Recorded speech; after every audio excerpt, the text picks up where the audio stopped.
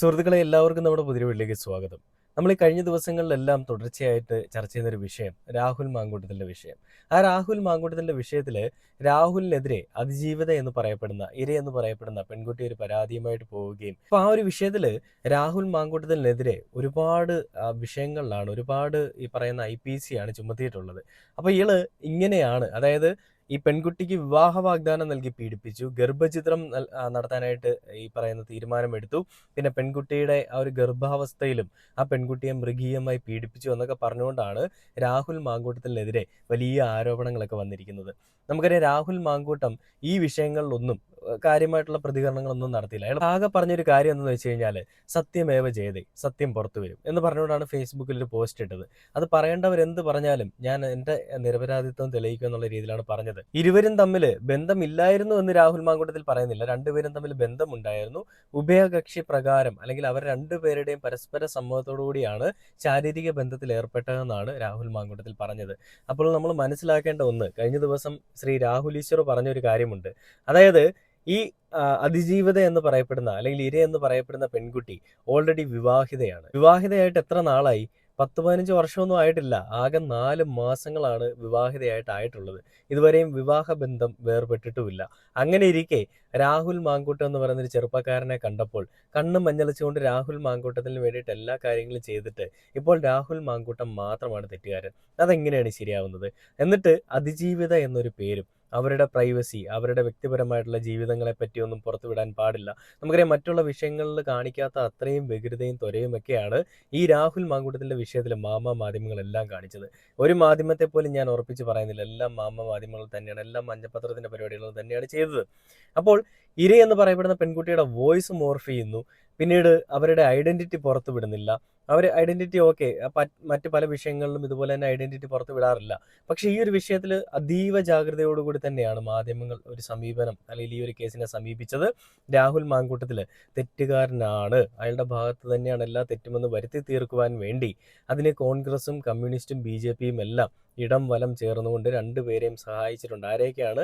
മാധ്യമങ്ങളെയും അതേപോലെ തന്നെ ഈ രാഹുൽ മാങ്കൂട്ടത്തിനെ എതിർക്കുന്ന അവരുടെ എതിർപ്പറിയിക്കുന്ന PR ടീമിനെയും ഒക്കെ വലിയ രീതിയിൽ ഇവർ അംഗീകരിച്ചുകൊണ്ട് അല്ലെങ്കിൽ അവർക്ക് വേണ്ടിയിട്ട് പണിയെടുത്തുകൊണ്ട് പോയതാണ് നമ്മൾ കാണുന്നത്. അപ്പോൾ ഇതിലെ പേടി ഞാൻ പലപ്പോഴായിട്ട് പറയുന്നുണ്ട്, ഞാൻ വീണ്ടും പറയാണ്ട്, രാഹുൽ എന്ന് പറയുന്ന ഒരു ചെറുപ്പക്കാരൻ രാഷ്ട്രീയത്തിലേക്ക് വന്നു കഴിഞ്ഞാൽ അവിടെയുള്ള പ്രായമുള്ള ആളുകളുടെ ഒരു പദവി അല്ലെങ്കിൽ അവരുടെ എക്സ്പീരിയൻസ് ഇതെല്ലാം തകിടം മറിയും, അല്ലെങ്കിൽ ഇതെല്ലാം തകർന്നു പോകും. അപ്പോൾ ഞങ്ങൾ ഇത്രയും വർഷമായിട്ട് ഇത് ഈ പരിപാടി എന്ന് പറഞ്ഞുകൊണ്ട് നടക്കുന്ന ഈ പ്രസ്ഥാനത്തിനെ പൊക്കിക്കൊണ്ട് നടക്കുന്ന ഞങ്ങൾക്ക് ഒരു വാല്യൂ ഇല്ലാതായി പോകുന്ന തരത്തിലേക്ക് പോയി കഴിഞ്ഞാൽ ഞങ്ങൾക്ക് സഹിക്കാൻ പറ്റില്ല. അതുകൊണ്ട് തന്നെ രാഹുൽ മാങ്കൂട്ടത്തിൽ ഇവിടെ വേണ്ട. അതിനുവേണ്ടി രാഹുലിനെ ഒതുക്കാൻ വേണ്ടി തന്നെയാണ് VD സതീശനും അതിനോടൊപ്പമുള്ള ചെറ്റത്തരങ്ങൾ കാണിക്കുന്നവന്മാരെല്ലാം അവിടെ ഒരുമിച്ച് നിൽക്കുന്നത്. അപ്പോൾ അതിൻ്റെ ബലമായിട്ട് രാഹുൽ മാങ്കൂട്ടത്തിൽ അപ്പോഴും പറഞ്ഞു, എൻ്റെ നിരപരാധിത്വം ഞാൻ തെളിയിക്കുമെന്നാണ്. മാധ്യമങ്ങളുടെ മുൻപിൽ വന്നിട്ട് വെറുതെ ഷോ ഒന്നും കാണിച്ചില്ല. അയാൾ കോടതിയിലേക്ക് തന്നെ എല്ലാ കാര്യങ്ങളും തെളിയിക്കാനായിട്ട് പോയി. അപ്പോൾ നമ്മൾ കഴിഞ്ഞ ദിവസം ചർച്ച ചെയ്തത് രാഹുൽ മാങ്കൂട്ടം ഈ പെൺകുട്ടിയെ 4 തവണ ബലാത്സംഗം ചെയ്തു എന്നാണ്. വേടൻ്റെ വിഷയത്തിൽ നമ്മൾ ചോദിച്ചൊരു ചോദ്യമുണ്ട്, ഒരു പെൺകുട്ടിയെ ഒരു തവണയിൽ കൂടുതൽ പീഡിപ്പിക്കാൻ എങ്ങനെയാണ് സാധിക്കുക എന്ന്. അത് പ്രിയങ്ക മേഡം ചോദിച്ചാണ് കേട്ടോ.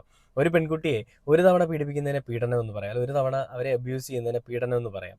വീണ്ടും വീണ്ടും ചെയ്യുന്നതിനെ എങ്ങനെയാണ് പീഡനം എന്ന് പറയാൻ സാധിക്കുക എന്നാണ് പ്രിയങ്ക എന്ന് പറയപ്പെടുന്ന ആ നടി ചോദിച്ചത്. അത് തന്നെയായിരുന്നു സത്യമായിട്ടുള്ള കാര്യം, അല്ലേ? ഒരു തവണ പീഡിപ്പിച്ചാൽ, ഒരു തവണ എന്തെങ്കിലും ചെയ്തു കഴിഞ്ഞാൽ അത് പീഡനമാണെന്ന് മനസ്സിലായിരിക്കെ തന്നെ വീണ്ടും 1, 2, 3, 4 തവണ ചെയ്യാനായിട്ട് ചെന്നങ്ങോട്ട് ഇരുന്നു കൊടുക്കുന്ന അല്ലെങ്കിൽ കിടന്നു കൊടുക്കുന്ന ഒരു പ്രവൃത്തി, അതിനെ പീഡനം എന്നല്ല പറയേണ്ടത്. അതിന് പറയേണ്ട നല്ല വലിയ പേരുകൾ, മറ്റു പേരുകളൊക്കെ ഉണ്ട്. അപ്പോൾ നമ്മൾ അതിലേക്ക് കൂടുതൽ പോകുന്നില്ല, ജനങ്ങൾ തന്നെ പറഞ്ഞോളൂ. അപ്പോൾ രാഹുൽ മാങ്കൂട്ടത്തിനെതിരെ വലിയ കേസുകളൊക്കെയാണ് ഉൾപ്പെടുത്തിയിരിക്കുന്നത്. രാഹുലിനെ എവിടെ കണ്ടാലും പിടിക്കണമെന്നുള്ളൊരു ലക്ഷ്യത്തോടു കൂടി തന്നെയാണ് ഈ കേസുകളെല്ലാം രാഹുലിൻ്റെ പേരിൽ ചാർട്ട് ചെയ്തിരിക്കുന്നത് അല്ലെങ്കിൽ ഫയൽ ചെയ്തിരിക്കുന്നത് എന്നുള്ളതാണ് ഇത് കാണുമ്പോൾ നമുക്ക് മനസ്സിലാവുന്നത്. അപ്പോൾ ഈ വിഷയങ്ങൾക്കെല്ലാം പിന്നാലെ സന്ദീപ് വാര്യർ, നമുക്കറിയാം, ചാണകക്കുഴിയിലായിരുന്ന ചാണകമിത്രങ്ങളുടെ അടിമയായിരുന്ന സന്ദീപ് വാര്യർ പിന്നീട് ഒരു പെട്ടെന്ന് സുപ്രഭാതത്തിൽ ഈ BJP എന്ന് പറയുന്ന ചാണക സംഘികളുടെ അല്ലെ വർഗീയ ലഹള ഉണ്ടാക്കാൻ ശ്രമിക്കുന്ന സംഘികളുടെ ഇടയിൽ നിന്നും രക്ഷപ്പെട്ട് കോൺഗ്രസിലേക്ക് പോകുന്നു. ഈ കോൺഗ്രസിലേക്ക് പോയതിനു ശേഷം BJPക്കെതിരെ, BJP കാണിക്കുന്ന കൊള്ളരുതായ്മകൾക്കെതിരെ അയാൾക്ക് അവിടെ നിന്നോട് പ്രതികരിക്കാൻ പറ്റാത്തതിൻ്റെ അയാളുടെ എല്ലാ രോക്ഷവും അയാൾ ഇവിടെ വന്നിട്ട് തീർക്കുകയാണ് ഉണ്ടായത്. അപ്പോൾ ഇതേ വിഷയം തന്നെയാണ്, സമാന അനുഭവം അല്ലെങ്കിൽ സമാന കാര്യത്തിലും ഇദ്ദേഹം ഏർപ്പെട്ടിരിക്കുന്ന അല്ലെങ്കിൽ ഇടപെട്ടിരിക്കുന്നത്. രാഹുൽ മാങ്കൂട്ടത്തിനെതിരെ പരാതിയുമായിട്ട് വന്നിരിക്കുന്ന യുവതി, അത് ഈ വിവാഹിതയാണെന്നുള്ളത് ഇപ്പോൾ ലേറ്റസ്റ്റ് ആണ്, നമ്മൾ കഴിഞ്ഞ ദിവസമാണ് അറിയുന്നത്. രാഹുൽ ഈശ്വറൊക്കെ പറഞ്ഞപ്പോഴാണ് നമ്മൾ അറിയുന്നത്. അപ്പോൾ ആ രാഹുൽ ഈശ്വർ അത് പറഞ്ഞറിഞ്ഞതിന് പിന്നാലെ ഈ അതിജീവിത എന്ന് പറയപ്പെടുന്ന പെൺകുട്ടി പറഞ്ഞത് ഞങ്ങൾ ഓൾറെഡി വിവാഹമോചിതരായതാണ്, അതുകൊണ്ട് തന്നെയും രാഹുൽ മാങ്കൂട്ടത്തിൽ അതിൻ്റെ ഒരു ഗ്യാപ്പിലാണ് എന്നെ അങ്ങനെ ചെയ്യാനായിട്ട് വന്നതെന്നാണ്. വിദഗ്ധയായിട്ടുള്ള പെൺകുട്ടിയാണ്. അപ്പോൾ പിന്നെ അവിടെ ചോദ്യമില്ലല്ലോ, ചോദ്യങ്ങൾക്ക് പ്രസക്തിയില്ല. അപ്പോൾ രാഹുൽ മാങ്കൂട്ടത്തിൽ ഈ പെൺകുട്ടിയുമായിട്ട് ഇങ്ങനെ ശാരീരിക ബന്ധത്തിൽ ഏർപ്പെട്ടത് അവരുടെ വിവാഹ ബന്ധം മോചിപ്പിച്ചതിന് ശേഷമാണെന്നാണ് പറഞ്ഞു വരുന്നത്. അപ്പോൾ അതിന് ഒരു മറുപടിയായിട്ട് സന്ദീപ് വാര്യർ പറഞ്ഞത്, വിവാഹം വേർപിരിഞ്ഞിട്ടില്ല, ഞാൻ വിവാഹത്തിൽ പങ്കെടുത്തതാണ്, അതിജീവിതയുടെ വാദങ്ങൾ തള്ളി സന്ദീപ് വാര്യർ എന്ന് പറഞ്ഞുകൊണ്ട് ന്യൂസ് 18 ഈ ഒരു വാർത്ത ഞാൻ കണ്ടത്. ആ വാർത്തയിൽ സന്ദീപ് വാര്യർ പറയുന്ന കുറച്ച് കാര്യങ്ങളുണ്ട്. നമുക്ക് അതൊന്ന് കേട്ട് നോക്കിയിട്ട് ബാക്കി 24 ന്യൂസിലേക്ക് എന്താണ് ഇപ്പോൾ വന്നിരിക്കുന്നതെന്ന് കേട്ട് നോക്കാം. അപ്പോൾ നമുക്ക് നേരെ ഈ ന്യൂസ് 18 കേരളയിലേക്ക് പോവാം. ഞാൻ ആ വിവാഹത്തിൽ പങ്കെടുത്തയാളാണ്. ഞാൻ BJP-യിലായിരിക്കുന്ന സമയത്ത് ഞാൻ ആ വിവാഹത്തിൽ പങ്കെടുത്തയാളാണ്. എനിക്കറിയുന്ന ഓഗസ്റ്റ് മാസത്തിലായിരുന്നു അല്ലേ? ഞാനത് കൂടുതൽ പറഞ്ഞു കഴിഞ്ഞാൽ ഈ നിങ്ങൾ തന്നെ പറയുമ്പോൾ രാജ്യത്തൊരു നിയമം ഉണ്ടല്ലോ, ആ നിയമവുമായി ബന്ധപ്പെട്ട് ഈ പരാതിക്കാരിയുടെ എനിക്ക് വളരെ അടുത്തറിയാവുന്നവരാണ്. ആ വിവാഹത്തിൽ ഞാൻ പങ്കെടുത്തിട്ടുള്ളതാണ്. അവര് വളരെ ദീർഘകാലം ഒരുമിച്ച് തിരുവനന്തപുരത്തടക്കം താമസിച്ചിട്ടുള്ളതാണ്. അപ്പോൾ അതുകൊണ്ട് തന്നെ 4 ദിവസമേ ഒരുമിച്ച് താമസിച്ചുള്ളൂ എന്നുള്ള വാദവും ശരിയല്ല. അവർ ഒരുമിച്ച് താമസിച്ചാണ്. എനിക്ക് നേരിട്ട് അറിയുന്ന കുടുംബമായതുകൊണ്ട് തന്നെ ഒരു വിവാഹമോചനം കഴിഞ്ഞിട്ടില്ല. അങ്ങനെ വിവാഹമോചനത്തിന് വേണ്ടിയിട്ട് പേപ്പർ മൂവ് ചെയ്തിട്ട് പോലുമില്ല. അപ്പം അത് ആ വാർത്തകളൊക്കെ അതെല്ലാം തെറ്റാണ്. അപ്പൊ എനിക്കറിയാവുന്നത് ആ സത്യം തുറന്നു പറയേണ്ടത് ഒരു ബാധ്യത, സത്യം പറയേണ്ട ബാധ്യത സത്യം പറഞ്ഞു. അതിലപ്പുറം എന്റെ വിഷയത്തിലുള്ള നിലപാട് കോൺഗ്രസ് പ്രസ്ഥാനം സ്വീകരിച്ച നിലപാടാണ്. കോൺഗ്രസ് വളരെ മാതൃകാപരമായിട്ട് നിലപാട് സ്വീകരിച്ചിട്ടുണ്ട്. ഇത് ബാക്കി കാര്യങ്ങളെല്ലാം നിയമത്തിന്റെ വഴിക്ക് പോകട്ടെ. അത് മാത്രമേ ആ വിഷയത്തിൽ പറയാനുള്ളൂ. സത്യം വിജയിക്കട്ടെ. അല്ലെ കോൺഗ്രസ് പ്രസ്ഥാനത്തിന്റെ പൊതുവായ നിലപാട് എന്താണ് വിഷയത്തിൽ? അല്ല, കോൺഗ്രസ് ആരോപണ വിധേയനെതിരെ സംഘടനാപരമായിട്ടുള്ള നടപടി സ്വീകരിച്ചിട്ടുണ്ട്. ബാക്കി കാര്യങ്ങളെല്ലാം കോടതിയിൽ രാജ്യത്തെ നിയമത്തിനനുസരിച്ച് വ്യാഖ്യാനിക്കാൻ അവിടെ സന്ദീപ് വാര്യർ ഈ വിവാദങ്ങളിൽ അല്ലെങ്കിൽ ഈ പ്രശ്നങ്ങളിൽ പ്രതികരണവുമായിട്ട് എത്തിയിരിക്കുകയാണ്. നമുക്കറിയാം മറ്റുള്ള പല തലമൂത്തപ്പന്മാരുണ്ടായിട്ടും ഇവന്മാരുടെ ഒന്നും വായിൽ നിന്നൊരു മുത്ത് പോലും പൊഴിഞ്ഞിട്ടില്ല, അല്ലെങ്കിൽ അവന്മാരുടെ ഒന്നും വായിൽ നിന്നൊരു വാക്ക് പോലും പുറത്തേക്ക് വന്നിട്ടില്ല. എന്തുകൊണ്ടാണ്? പേടിച്ചിട്ടാണ്. ആരെ പേടിച്ചിട്ടാണ്? രാഹുൽ മാങ്കൂട്ടത്തിൽ വളർന്നു വരുമോ എന്നുള്ളൊരു പേടി കൊണ്ടാണ് ഇവന്മാരൊക്കെ ഇങ്ങനെ ചെയ്യുന്നത്, അല്ലേ? അല്ലെന്ന് പറഞ്ഞാൽ തള്ളിക്കളയാൻ ആർക്കും പറ്റില്ല. കാരണം സത്യാവസ്ഥ അത് തന്നെയാണ്. അപ്പോൾ സന്ദീപ് വാര്യർ പറയുന്നത്, എനിക്ക് അടുത്തറിയാവുന്ന ആളുകളാണ്, ഞാൻ BJP-യിലെ നേതാവായിരിക്കുന്ന സമയത്ത് ഇവരുടെ വിവാഹ ചടങ്ങുകളിൽ ഞാൻ പങ്കെടുത്തിട്ടുണ്ട്. എൻ്റെ അറിവിൽ ഇവരിതുവരെയും ഒരു കോർട്ട് ഓർഡർ വഴി, അതായത് ഈ പറയുന്ന ഈ വിവാഹ ബന്ധം ഇവർ വേർപെടാനായിട്ട് ഒരു കോടതിയെ സമീപിച്ചിട്ടില്ല, അല്ലെ അതിന് വേണ്ടിയിട്ട് നിയമപരമായിട്ടുള്ള ഒരു മൂവ്മെന്റ്സും നടന്നിട്ടില്ല. അത് മാത്രവുമല്ല, ഇവര് വിവാഹ ബന്ധം 4 മാസം അല്ലെ 4 ദിവസം ഒരുമിച്ച് ജീവിച്ചുള്ളൂ എന്ന് പറയുന്ന ഒരു കാര്യത്തിലും അർത്ഥമില്ല. ഇവർ പണ്ടേ സ്നേഹിച്ച് കല്യാണം കഴിച്ച ആളുകൾ തന്നെയാണെന്നാണ് ഈ നമ്മുടെ സന്ദീപ് വാര്യർ പറയുന്നത്. അപ്പോൾ ഇത് കാണുമ്പോൾ തന്നെ നമുക്ക് ഉറപ്പിക്കാറായിട്ടില്ലേ എന്താണ് ഇവിടെ നടക്കുന്നതെന്നുള്ളത്. ജൂനിയർ സരിത, ആ പേര് കൊടുത്ത് തന്നെ നമ്മൾ ഇതിനെ വിളിക്കണം. അല്ലാതെ അതിജീവിതയെന്നോ പാവം പിടിച്ച പെൺകുട്ടി എന്നോ ഒന്നും നമുക്ക് വിളിക്കാൻ പറ്റില്ല. ഒരു പുരുഷനെ സ്നേഹിച്ച് അവനെ കല്യാണം കഴിക്കുകയും വെറും 4 മാസമോ 4 ദിവസങ്ങളോ ഒരുമിച്ച് ജീവിച്ചതിന് ശേഷം പിന്നീട് പദവിയും പണവും കാണുമ്പോൾ വേറെ ഒരുത്തനെ കണ്ട് കണ്ണു മഞ്ഞളിച്ചിട്ട് പോയിട്ടുണ്ടെന്നുണ്ടെങ്കിൽ എങ്ങനെയാണ് ഇതിനെ നല്ലൊരു സ്ത്രീ എന്ന് നമുക്ക് വിളിക്കാൻ പറ്റുക? നല്ല സ്ത്രീ അല്ലെ കുലസ്ത്രീ എന്നൊക്കെ ഉള്ളത് മാധ്യമങ്ങളുടെയും അതേപോലെ തന്നെ രാഹുൽ മാങ്കൂട്ടത്തിനെ എതിർക്കുന്ന ആളുകളുടെയും ആ PR ടീമിൻ്റെയൊക്കെ ഒരു അവരുടെ മനസ്സിൽ അങ്ങനെ ആയിരിക്കും. എന്നാൽ കേരളത്തിലെ ജനങ്ങൾ ഇതിനെ ഒരു നല്ല സ്ത്രീയായിട്ട് കാണുന്നില്ല. ഇത്രയും വൃത്തികെട്ട ഒരു സ്ത്രീ, വിവാഹ ബന്ധങ്ങൾക്ക് അല്ലെ സ്നേഹബന്ധങ്ങൾക്ക് വില കൊടുക്കാത്ത, പണത്തിനും പദവിക്കും വേണ്ടിയിട്ട് ഏതറ്റം വരെയും പോകുന്ന ഒരാളെയാണ് നമ്മളിവിടെ കാണുന്നത്. അതിനെ അങ്ങനെ സ്ത്രീയൊന്നും വിളിക്കാൻ നമുക്ക് പറ്റില്ല. അപ്പൊ അങ്ങനെയുള്ളപ്പോൾ തന്നെയും ഈ രാഹുൽ മാങ്കൂട്ടത്തിനെതിരെ വന്നിരിക്കുന്ന വിവാദങ്ങളിൽ ഇപ്പോൾ ചുരുൾ അഴിഞ്ഞുകൊണ്ടിരിക്കുകയാണ്. രാഹുൽ മാങ്കൂട്ടത്തിൽ എന്താണോ പറഞ്ഞത് അതിനെയൊക്കെ ശരിവെക്കുന്ന രീതിയിലേക്ക് തന്നെയാണ് കാര്യങ്ങൾ പോകുന്നത്. രാഹുൽ മാങ്കൂട്ടത്തിൽ കോടതിയെ സമീപിച്ചിരിക്കുകയാണ്. കൃത്യമായിട്ടുള്ള തെളിവുകളുടെ അടിസ്ഥാനത്തിൽ അയാൾ സീൽ ചെയ്തതിൻ്റെ ഒരു രേഖകളൊക്കെ കോടതിയിൽ സമർപ്പിച്ചു എന്ന് പറഞ്ഞിട്ട് ഈ 24 ന്യൂസിൽ വന്നിരിക്കുന്ന ഒരു വാർത്തയുണ്ട്. ഞാൻ ആ വീഡിയോ കൂടെ ഒന്ന് പ്ലേ ചെയ്യാം. അതുകൂടെ കണ്ട് നമുക്ക് ബാക്കി വീഡിയോയിലേക്ക് വരാം. യുവതിക്കെതിരെ കൂടുതൽ തെളിവുകൾ സീൽഡ് കവറിൽ കോടതിയിൽ നൽകിയിരിക്കുന്നതാണ്. ഒരുപക്ഷേ മുൻകൂർ ജാമ്യാപേക്ഷ പരിഗണിക്കുന്ന ഘട്ടത്തിൽ അതിനോടൊപ്പം ചേർത്ത് വെക്കുകയാണ് കുറച്ച് രേഖകൾ കൂടി. എന്തൊക്കെയാണ് എന്ന് ഷഫീദ് പറയും. ഷഫീദ്, യുവതിയെ ഡിസോൺ ചെയ്യാൻ അല്ലെങ്കിൽ യുവതി പറയുന്ന കാര്യങ്ങൾ കള്ളമാണ് എന്നതാണ് മുൻകൂർ ജാമ്യാപേക്ഷയിലെ ആദ്യത്തെ വാദം തന്നെ. അതിനെന്താണ് ഇപ്പോൾ തെളിവുകളായി നൽകുന്നത് അല്ലെങ്കിൽ രേഖകൾ നൽകുന്നത് രാഹുൽ? ഗോകുലി, രാഹുലിന്റെ അഭിഭാഷകൻ വഴി നമുക്ക് ലഭിക്കുന്ന ചില വിവരങ്ങളാണ് ഇപ്പോൾ പുറത്തു വരുന്നത്. സ്വാഭാവികമാണ് രാഹുലിന്റെ പക്ഷം പറയാൻ, രാഹുലിന്റെ സൈഡ് കോടതിയിൽ ചലഞ്ച് ചെയ്യാനുള്ള ശ്രമം നടത്തും. അതിന്റെ ഭാഗമായി അതിനകത്ത് ഒരു തീരുമാനമെടുക്കേണ്ടത് അക്കാര്യത്തിൽ ആരുടെ ഭാഗത്താണ് ന്യായം എന്നൊക്കെ തീരുമാനിക്കേണ്ടത് നീതിന്യായ വ്യവസ്ഥയും കോടതിയും ഒക്കെയാണ്. സ്വാഭാവികമായും രാഹുൽ മാങ്കൂട്ടത്തിന്റെ ഭാഗം പറയാൻ വേണ്ടി സീൽഡ് കവറിൽ ചില രേഖകൾ കൈമാറി എന്നുള്ളതാണ് ഏറ്റവും പ്രധാനപ്പെട്ട കാര്യം. അതല്ലെങ്കിൽ ഈ മിനിറ്റിൽ പുറത്തേക്ക് വരുന്ന ഏറ്റവും പ്രധാനപ്പെട്ട കാര്യം, തിരുവനന്തപുരം സെഷൻസ് കോടതിയിലാണ് സീൽഡ് കവറിൽ ചില രേഖകൾ ഉൾപ്പെടെ നൽകിയിട്ടുള്ളത്. അതായത് ഗർഭചിത്രം സ്വന്തം ഇഷ്ടപ്രകാരമാണ് യുവതി നടത്തിയതെന്ന് സ്ഥാപിക്കാനുള്ള രേഖ നൽകിയെന്നുള്ള വിവരം പുറത്തു വരുന്നുണ്ട്. അതേപോലെ പരാതി നൽകാൻ മറ്റൊരാൾ യുവതി യുവതിയെ സമ്മർദ്ദപ്പെടുത്തുന്നതിന്റെ രേഖകളും രാഹുൽ മാങ്കുട്ടത്തിൽ നൽകിയ സീൽഡ് കവറിൽ ഉണ്ട് എന്നുള്ള കാര്യം പുറത്തേക്ക് വരുന്നു. ബലാത്സംഗം നടന്നെന്ന് പറയുന്ന സമയങ്ങളിലും ഭർത്താവിനൊപ്പമാണ് യുവതി താമസിച്ചതിന്റെ രേഖകളും അത് കൈമാറുന്നു എന്നുള്ളതാണ് ഏറ്റവും പ്രധാനപ്പെട്ട കാര്യം. അതല്ലെങ്കിൽ ഇപ്പോൾ പുറത്തേക്ക് വരുന്ന ഏറ്റവും പ്രധാനപ്പെട്ട കാര്യം രാഹുൽ മാങ്കുട്ടത്തിന്റെ അഭിഭാഷകൻ ശേഖർജി തമ്പിയാണ്. അദ്ദേഹം കഴിഞ്ഞ ദിവസം മുൻകൂർ ജാമ്യാപേക്ഷയിൽ ഗോകുൽ പറഞ്ഞതുപോലെ ആദ്യ വരി തന്നെ ഇതൊരു ഫോൾസ് കേസാണ്, രാഷ്ട്രീയ പ്രേരിതമാണ്, ശബരിമല സ്വർണ്ണക്കൊള്ളയിൽ നിന്ന് ശ്രദ്ധ തിരിക്കാനുള്ള നീക്കത്തിന്റെ ഭാഗമായിട്ടുള്ള കേസാണ്. മാത്രമല്ല ഇക്കാര്യത്തിൽ പക്ഷേ അപ്പോഴും രാഹുൽ മാങ്കുട്ടത്തിൽ അതുവരെ ചെയ്യാതിരുന്ന ഒരു കാര്യം മുൻകൂർ ജാമ്യാപേക്ഷയിൽ ചെയ്യുകയും ചെയ്തിരുന്നു. ഈ ശബ്ദരേഖകൾ പുറത്തേക്ക് വന്ന സമയം അത്രയും മാധ്യമങ്ങൾ ചോദിച്ചിരുന്നു.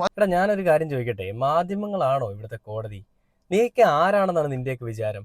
എവിടെയോ കിടക്കുന്ന ഒരു സ്ത്രീ, അവളുടെ ഭർത്താവിനെ ചതിച്ചുകൊണ്ട് വേറൊരുത്തൻ്റെ കൂടി പോയിട്ട് എല്ലാ പരിപാടിയും ചെയ്തതിന് അവൾക്കൊരു അതിജീവിത എന്നുള്ളൊരു പേരും കൊടുത്തുകൊണ്ട് എന്തൊരു മെഴുകലാണല്ലോ മെഴുകുന്നത്. ഞാൻ ഇതേ ഒരു കമൻറ്റ് അല്ലെ ഇതിനെ അനുബന്ധിക്കുന്ന ഒരു കമൻറ്റ് ഞാൻ കാണാനിടയുണ്ടായി. ഈ വീഡിയോയിൽ പറഞ്ഞിരിക്കുന്നത് ദുഃഖത്തോടെ പറയുകയാണ്, ജനങ്ങളുടെ ഹൃദയത്തിൽ വിശ്വാസമുള്ള മാധ്യമങ്ങൾ ഭർത്താവുള്ള സ്ത്രീ കാമുകനെ തേടി ഇറങ്ങുന്നതിന് സപ്പോർട്ട് ചെയ്യുന്നത് കാണുമ്പോൾ നിങ്ങൾ സമൂഹത്തിന് എന്ത് സന്ദേശമാണ് നൽകുന്നത് എന്നാണ് ചോദിച്ചിരിക്കുന്നത്.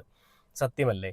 ഭർത്താവ് ഒരാൾ ജീവനോടെ ഇരിക്കെ അയാൾ എല്ലാം അറിഞ്ഞുകൊണ്ടിരിക്കെ തന്നെ അയാളെ പറ്റിച്ചുകൊണ്ട് വേറൊരുത്തൻ്റെ കൂടെ പോകുന്നൊരു സ്ത്രീയെ ഏത് പേരിലാണ് ഇത്രയും നാൾ സമൂഹം വിളിച്ചിട്ടുള്ളത്?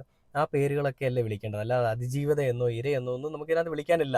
രാഷ്ട്രീയ പ്രേരിതമായിട്ടുള്ളൊരു കേസ്, അതിനപ്പുറത്തേക്ക് ശബരിമല സ്വർണ്ണക്കൊള്ള മറയ്ക്കാൻ വേണ്ടിയിട്ട് ഇവർ കണ്ടെത്തിയൊരു കേസ്, അതിനും അപ്പുറത്തേക്ക് രാഹുൽ മാങ്കൂട്ടത്തിൽ എന്ന് പറയുന്ന ഒരു ന്യൂ ബ്ലഡ് ആയിട്ടുള്ള അല്ലെങ്കിൽ നല്ലൊരു നേതാവിനെ തകർത്തെറിയാൻ വേണ്ടിയിട്ട് കണ്ടുപിടിച്ചൊരു മാർഗമായിട്ടുള്ള ഒരു വജ്രായുധമായിട്ടുള്ളൊരു സ്ത്രീ എന്ന് പറയപ്പെടുന്ന ഒരു കഥാപാത്രത്തിനെ കൂടെ മുന്നിലേക്ക് കൊണ്ടുവന്നു.